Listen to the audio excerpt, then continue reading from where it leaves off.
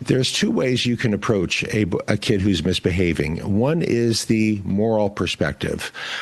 Johnny is rude. He's talking back. He's spitting at another kid. Mom, Dad, you need to teach Johnny what is expected. That's the moral perspective. The other is the medical model. Mom, Dad, Johnny may meet criteria for oppositional defiant disorder. You should have him evaluated.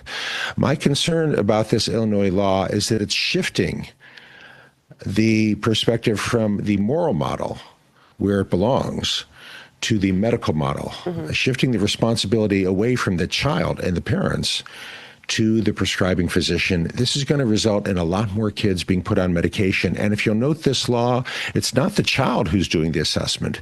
It's not the kids who are referring themselves. It's the teachers who are doing the assessment.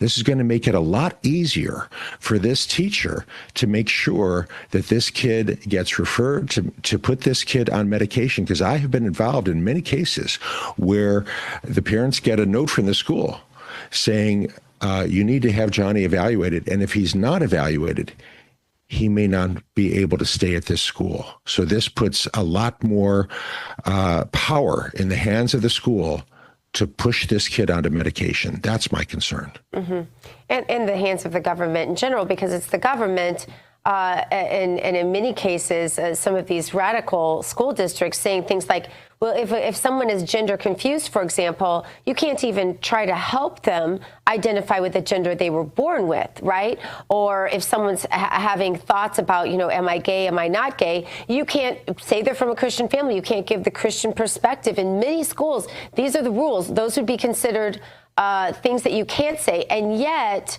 referring the child for medication, as you said, instead of dealing with the moral dilemmas that children are going to have to deal with their whole lives, right? No matter how many people placate them during school or drug them, they're still going to meet real challenges, real moral dilemmas in their life and choices that they're going to have to make for the best of their future. And if you take that away from them by medicating them, don't you